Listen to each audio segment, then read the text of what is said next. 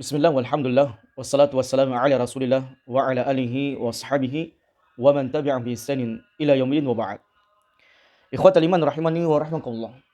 Tidak sedikit di antara manusia yang menjadikan gurunya atau yang menjadikan kiainya, syekhnya sebagai satu-satunya sumber pendalilan ketika dia beragama kepada Allah Subhanahu wa taala. Seolah-olah perkataan gurunya adalah sebuah wahyu yang harus diterima secara mutlak. Mereka menjadikan gurunya sebagai satu-satunya pendalilan yang harus didengar dan ditaati. Bahkan zaman rahmatullah, kalau ada kesalahan, kekurangan dari gurunya, kemudian ada orang yang mengkritiknya, maka mereka tidak menerima hal tersebut. Mereka kemudian marah, bahkan membela kesalahan gurunya. Bahkan dia mencela, memaki, menyudutkan orang yang mengkritik gurunya tersebut. Padahal kesalahan gurunya ini adalah merupakan kesalahan fatal, kesalahan yang sangat besar, karena berkaitan dengan akidah, berkaitan dengan keyakinan kaum muslimin, akidah ahli sunnah wal jamaah. Maka zaman rahmat Allah Subhanahu wa taala, perbuatan yang seperti ini maka termasuk taklid atau ta'assub buta kepada sang guru. Maka ini adalah merupakan di antara perbuatan yang tercela, perbuatan yang dilarang di dalam syariat Allah Subhanahu wa taala. Perbuatan yang tidak seharusnya dimiliki oleh seorang penuntut ilmu. Kalau kita melihat sejarah perjalanan para ulama kita, para a'immah kita, para tabi'in dan para tabi'ut tabi'in, bagaimana mereka senantiasa berguru kepada banyak guru kaum muslimin yang ada pada zaman itu. Di antaranya gurunya Imam Syafi'i, kemudian Imam Ahmad. Maka mereka senantiasa mencari para ulama yang ada di zamannya. Mereka tidak menjadikan satu orang sebagai sumber pendalilan, tetapi mereka banyak mengambil ilmu dari berbagai macam guru. Dan kemudian kalau ada kekurangan, kesalahan yang mereka dapatkan dari gurunya, maka mereka pun meluruskan kesalahan gurunya, tentunya dengan adab dan bil hikmah, dengan akhlak yang baik. Namun di zaman kita sekarang ini, na'udzubillahi min dzalik, menjadikan sosok manusia, satu orang manusia sebagai sumber pendalilan yang harus diikuti dan ditaati. Maka ini adalah merupakan perbuatan yang sangat tercela, perbuatan yang sangat tidak seharusnya dimiliki oleh seorang penuntut ilmu. Maka Anda yang mengatakan diri Anda seorang penuntut ilmu yang sementara belajar agama Allah Subhanahu wa taala, maka perbanyaklah mengambil ilmu dari guru-guru ahli sunnah wal jamaah. Tentunya kita mengambil guru tidak serampangan, tidak sembarangan. Tapi kita mengambil ilmu dari orang-orang yang benar-benar akidahnya di atas akidah ahli sunnah wal jamaah. Jadi bukan al-asy'ariyah, bukan akidah asy'ariyah. Jadi beda ya, akidah ahli sunnah wal jamaah dengan akidah al-asy'ariyah, tidak sama. Akidah al-asy'ariyah ini terjadi banyak penyimpangan, khususnya dalam perkara menetapkan nama dan sifat Allah Subhanahu wa taala. Adapun akidah ahli sunnah wal jamaah adalah menetapkan apa yang Allah tetapkan untuk nama dan sifatnya dan menafikan semua nama dan sifat yang tidak ditetapkan oleh Allah Subhanahu wa taala. Itulah akidah ahli sunnah wal jamaah. Akidahnya bersumber dari Quran dan Sunnah ala fahmi salafil ummah. Akidah yang diajarkan oleh Nabi SAW yang tidak ada di dalamnya penyimpangan-penyimpangan berkaitan dengan akidah, nama dan sifat Allah Subhanahu wa taala. Maka zaman rahmat Allah Subhanahu wa taala, ketika kita mengidolakan seseorang, apakah guru, kiai, syekh dalam beragama, maka jangan berlebihan zaman rahmatullah. Jangan menjadikan orang yang kita idolakan ini sebagai satu-satunya sumber pendalilan dalam beragama. Pendapatnya 100% harus didengar. Apa yang dia sampaikan harus ditelan mentah-mentah tanpa berusaha meng-cross-check benarkah apa yang dia katakan, sesuaikah yang dia katakan, sesuaikah yang dia perintahkan berkaitan dengan Quran dan Sunnah. Inilah pentingnya kita beragama dan menjadikan seseorang itu siapa kita teladani. Oleh karena zaman rahmatullah subhanahu wa ta'ala, sangat indah kemudian perkataan Abdullah bin Mas'ud radhiyallahu taala anhu, di mana Abdullah bin Mas'ud radhiyallahu taala anhu mengingatkan umatnya Nabi alaihi salatu wasallam, mengingatkan kita semuanya dengan siapa kita menjadikan seseorang itu teladan, siapa yang kita jadikan teladan dalam beragama. Apakah guru kita, kiai kita, syekh kita? Tidak, zaman rahmatullah. Guru kita ya mungkin kita menghormatinya, memuliakannya sesuai dengan kadarnya, jangan dilebihkan. Jangan memuliakan seorang guru di atas kapasitasnya. Dia bukan nabi yang maksum, yang terjaga dari kesalahan. Dia akan senantiasa berbuat salah. Itu guru kita. Tapi tetap kita muliakan dan hormati. Guru Anda bukan seorang nabi yang maksum yang terjaga dari kesalahan. Guru Anda bukan seorang nabi yang diturunkan wahyu kepadanya, terputus wahyu setelah meninggalnya Nabi SAW. Sebab Nabi kita adalah khatamun nabiyyin, penutup para nabi dan rasul. Tidak ada lagi nabi dan rasul setelahnya.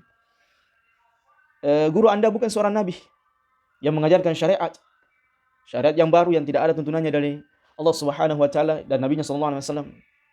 Maka zaman rahmat Allah Subhanahu wa taala, guru Anda tidak aman dari fitnah sampai dia meninggal. Dan belum ada jaminannya dia akan menjadi penghuni surga, diselamatkan Allah dari neraka. Guru Anda belum aman dari fitnah sampai dia mati.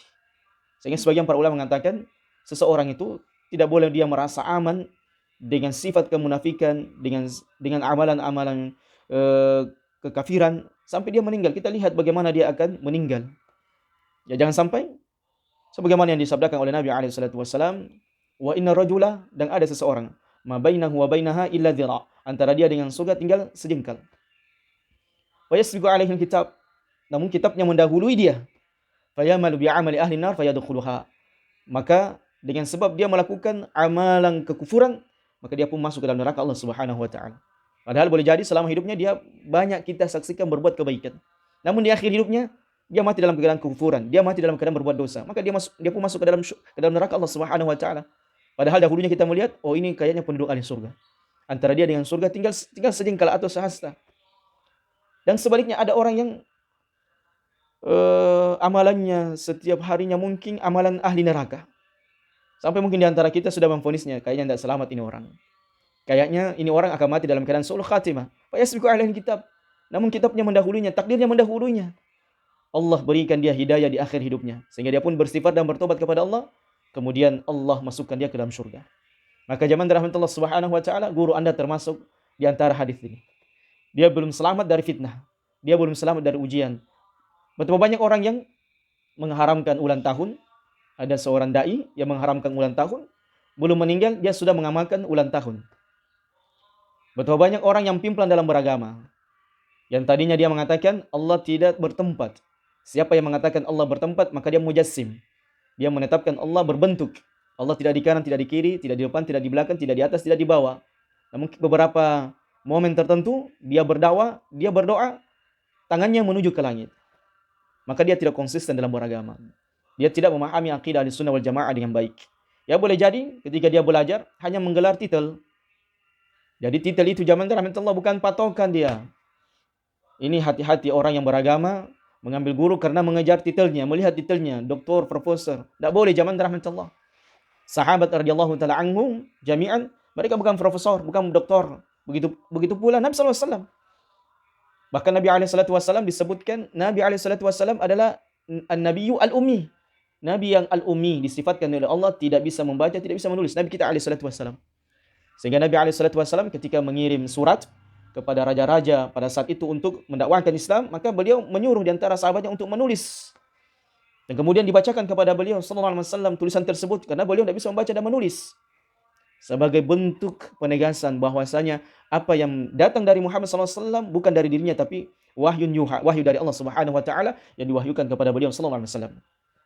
Kita singkat zaman rahmatullah. Kata Abdullah bin Mas'ud, "Man kana minkum muta'assiyan." Siapa di antara kalian yang ingin menjadikan seseorang itu sebagai idola, sebagai teladan, khususnya dalam perkara agama, mengikuti cara berbicaranya mungkin, karena sebagian seperti itu. Ya murid itu kadang dia mengikuti gurunya. Kadang biasanya cara bicaranya, cara penyampaian mengajarnya, cara khutbahnya, cara gerak-geriknya, kadang dia ya memang fanatik. Inilah bahayanya kalau kita fanatik buta dengan guru kita. Sampai air kebokannya pun cuci tangannya kita meminumnya, naudzubillah min dalik. Ya, sampai pengagungan yang sangat naudzubillah menuju kesyirikan, yaitu sampai tunduk-tunduk, sampai betul-betul merendahkan diri di hadapannya. Maka ini tidak boleh zaman rahmatullah. Terlarang dalam agama kita. Dimuliakan manusia sesuai dengan kadarnya, sesuai dengan aturan sunnah, aturan Islam yang Allah ajarkan kepada kita. Maka Abdullah bin Mas'ud radhiyallahu taala anhu mengatakan, "Man kana minkum muta'assiyan." Siapa di antara kalian yang ingin menjadikan seseorang itu sebagai teladan. Dalam riwayat yang lainnya, dalam athar yang lainnya mustannan, menjadikan seseorang itu sebagai orang yang diikuti dalam beragama. Faliyata'ashab bi ashabi Muhammadin sallallahu alaihi wasallam. Maka hendaknya seseorang itu menjadikan Sahabat Nabi SAW teladan dalam beragama. Inilah zaman rahmatullah. Kenapa para sahabat? Karena sebagian di antara para sahabat ini sudah ada yang dijamin masuk surga. Seperti Abu Bakar, Umar, Uthman, Ali. Maka para ulama kemudian mengatakan, teladanilah orang-orang yang sudah selamat. Orangnya masih hidup, namun nama-nama mereka sudah termaktub dalam surga Allah Subhanahu wa taala. Inilah kemuliaan keberkahan para sahabat ridwanullah jami'an. Kemuliaan ya, diangkatnya derajat-derajat mereka di antara manusia yang lainnya. Maka sebaik-baik orang yang kita teladani, sebaik-baik orang yang kita ikuti adalah orang yang sudah selamat, yaitu para sahabat ridwanullah jami'an. Mereka sudah direkomendasi oleh Allah di dalam Quran. Begitu pula melalui lisan-lisan Nabi SAW. Maka Abdullah bin Mas'ud radhiyallahu taala anhu mengatakan, "Falyata ashab yashabi Muhammadin sallallahu alaihi wasallam." Maka hendaknya seseorang itu meneladani para sahabat ridwanullah jami'an. Mengapa zaman rahmatullah? Yang pertama, fa innahum abarru hadhil ummah quluban. Sebab para sahabat orang yang memiliki hati yang paling bersih dalam beragama. Kita bisa melihat sejarah, membaca sejarah. Ketika mereka mengucapkan kalimat syahadatu alla ilaha illallah wa anna Muhammadar Rasulullah, benar-benar kalimat ini ditegakkan. Asyhadu an la ilaha illallah. Saya mempersaksikan tiada ilah yang berhak disembah. Benar-benar mereka mentauhidkan Allah. Meninggalkan berbagai macam kesyirikan yang pernah mereka lakukan. Tanpa bertele-tele. Tidak seperti sebagian manusia kalau kita katakan ini tauhid, ini syirik, dia mengatakan Wahabi. Ini lakop-lakop jahiliyah. Seperti lakop-lakop yang pernah disebutkan, yang dikatakan orang-orang kafir Quraisy dahulu, orang-orang jahiliyah dahulu kepada para sahabat ridwanullah jami'an. Jangan ikuti Muhammad. Muhammad itu orang gila. Jangan ikuti Muhammad. Muhammad itu kan sihir. Jangan ikuti Muhammad. Muhammad memecah belah kalian. Memecah belah antara suami dan istri. Antara orang tua dengan anak. Antara kabilah dengan kabilah. Kaum dengan kaum. Nabi SAW memecah belah mereka. Yaitu memecah akidah mereka. Tauhid dan kesyirikan. Zaman rahmatullah subhanahu wa ta'ala. Jadi ahli sunnah wal jamaah kalau berdakwah bukan dari hawa nafsunya sendiri. Bukan dari Syekh Muhammad Ibn Abdul Wahhab. Syekh Muhammad Ibn Abdul Wahhab mengambil akidahnya dari gurunya. Bukan dari dirinya sendiri, zaman rahmatullah. Dari gurunya terus menerus. Yang ilmunya bersanad sampai kepada Nabi SAW, kemudian diturunkan kepada sahabat tabi'in dan tabi'ut tabi'in. Jadi jangan mengatakan Wahabi kalau Anda tidak mengetahui siapa itu Syekh Muhammad Ibn Abdul Wahhab dan apa dakwah-dakwah beliau. Jadi kalau Anda mau mengkritik Syekh Muhammad Ibn Abdul Wahhab, zaman rahmatullah, ulama Najd yang berada di Saudi, maka lihat buku-bukunya. Adakah yang menyimpang? Kalau Anda berbahasa ilmiah, silakan kritik. Jangan Anda menggunakan logika yang lemah, yang terbatas, dan hati yang dengki, hati yang benci. Karena kita membahas kesyirikan. Abaru hadhil ummah quluban. Mereka adalah pemilik hati yang paling baik. Tak kalah mereka diperintahkan untuk berhijrah dari kota Mekah menuju Madinah. Maka mereka bersegera menyambut seruan tersebut. Kita bisa bayangkan bagaimana para sahabat itu meninggalkan tanah kelahirannya. Sampai-sampai Nabi SAW ketika beliau hijrah menuju kota Madinah, maka ketika beliau berada di sebuah tempat, maka beliau pun membalikan badan menuju memandang kota Mekah dan mengatakan, andaikan bukan kaumku yang mengusirku, maka saya tidak akan keluar darimu, wahai Mekah. Karena Mekah memiliki kemuliaan. Namun karena tidak memungkinkan berdakwah di kota Mekah, karena kerasnya pertentangan dakwah tauhid, jadi akidah ahli sunnah, dakwah salafiyah, dakwah yang kalian wahai manusia katakan Wahabi adalah dakwah tauhid, dakwah sunnah, dakwah yang kafir Quraisy dahulu memeranginya karena tidak menerima dakwah tauhid itu. Kata mereka, aneh bin ajaib menjadikan Tuhan itu satu. Kenapa tidak dijadikan Tuhan itu macam-macam saja supaya orang beragam dalam berdakwah? Zaman rahmatullah subhanahu wa ta'ala. Islam itu cuma satu. Islam itu agama tauhid. Wa anna Muhammadar Rasulullah. Dan saya mempersaksikan bahwasanya Muhammad adalah Rasulullah. Jadi Islam adalah agama tauhid dan ittiba'. Agama tauhid mentauhidkan Allah, dan agama ittiba', abalnya ittiba', mencontohi saja Nabi sallallahu alaihi wasallam. Agama Islam adalah agama copy paste. Ya. Ditiru kemudian dijalankan. Bukan copy paste kemudian melakukan manipulasi agama lagi. Tidak, zaman rahmatullah. Jadi sebagian orang itu beragama, ambil, tiru, modifikasi. Agama Islam bukan modifikasi. Agama yang kemudian kita membuat syariat sendiri. Agama yang membuat aturan-aturan sendiri, amalan-amalan tersendiri. Emangnya kalau Anda melakukan sebuah amalan, guru Anda yang memberikan balasan? Apakah guru Anda yang membuka pintu surga? Tidak. Kita ini beragama ikut sunnah, ikut perintah Allah saja, selesai urusan. Kita ini beragama mengikuti sunnah saja, mengikuti perintah saja.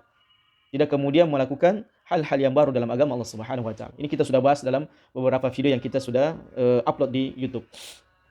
Fa innahum habaru hadhil ummah quluban. Mereka ini para sahabat ridwanullah jami'an adalah pemilik hati yang paling bersih. Mereka tak kala diperintahkan untuk hijrah, maka mereka meninggalkan kota kelahiran mereka. Mereka meninggalkan kota yang pernah membesarkan mereka. Di situ ada keluarga-keluarga mereka, sanak famili mereka. Di kota Mekah mereka membangun usaha, di sana rumah-rumah mereka. Di sana kecintaan tanah lahir mereka, leluhur mereka. Namun mereka meninggalkan kota Mekah menuju Madinah dalam rangka wujud cinta kepada Allah Subhanahu wa taala dan cinta mereka kepada Nabi-Nya alaihi salatu wassalam. Maka mereka adalah orang yang paling baik hatinya. Ridwanullah jami'an, radhiyallahu taala anhum wa radu'an. Mereka tak kalau diperintahkan untuk bersedekah, berinfak di jalan Allah, maka tak satu pun di antara mereka hati mereka berat untuk berinfak, bersedekah di jalan Allah. Sampai-sampai zaman rahmatullah ketika terjadi perang Tabuk kalau tidak salah, maka Umar pada saat itu mendengar arahan Nabi SAW untuk berinfak di jalan Allah, karena pada masa perang itu sangat sulit, sehingga melakukan perjalanan jihad menuju Tabuk ini dibutuhkan sumber pendanaan yang kuat. Maka Umar ibn Khattab radhiyallahu taala anhu kemudian mengatakan, la asbiqanna al-yaum Abu Bakar. Hari ini saya harus kalahkan Abu Bakar dalam perkara ibadah ini. Subhanallah, Umar dan Abu Bakar senantiasa berlomba-lomba dalam kebaikan. Sampai-sampai Umar mengatakan, hari ini saya harus kalahkan Abu Bakar dalam kebaikan. Saya harus berinfak dengan harta yang paling banyak daripada Abu Bakar. Sahabat radhiyallahu taala anhum. Mereka adalah pemilik hati yang paling baik. Maka pulanglah Umar radhiyallahu taala anhu mengambil hartanya. Dia menghitung hartanya, kemudian dia membagi dua. Seperdua untuk diinfakkan di jalan Allah, berjihad di jalan Allah. Seperdua untuk keluarganya. Maka Umar datang membawa harta tersebut.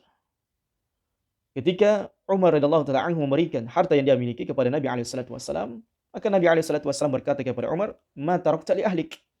Apa yang kau tinggalkan untuk keluargamu, wahai Umar radhiyallahu taala anhu? Maka Umar kemudian mengatakan, nisfa ya Rasulullah. Sebagiannya wahai Rasulullah. Sebagian harta saya untuk saya infakkan, dan sebagian yang lainnya untuk keluargaku, untuk mereka hidup dengan harta tersebut. Maka dari kejauhan kemudian beberapa saat kemudian datanglah Abu Bakar radhiyallahu taala anhu dengan membawa harta yang sangat banyak. Maka ketika Abu Bakar radhiyallahu taala anhu memberikan hartanya tersebut kepada Nabi SAW, maka Nabi SAW bertanya kepada Abu Bakar, ya Abu Bakar, ma tarakta li ahlik. Wahai Abu Bakar, ini hartamu banyak sekali kau infakkan di jalan Allah. Apa yang kau tinggalkan untuk keluargamu? Apa yang kau sisakan untuk keluargamu?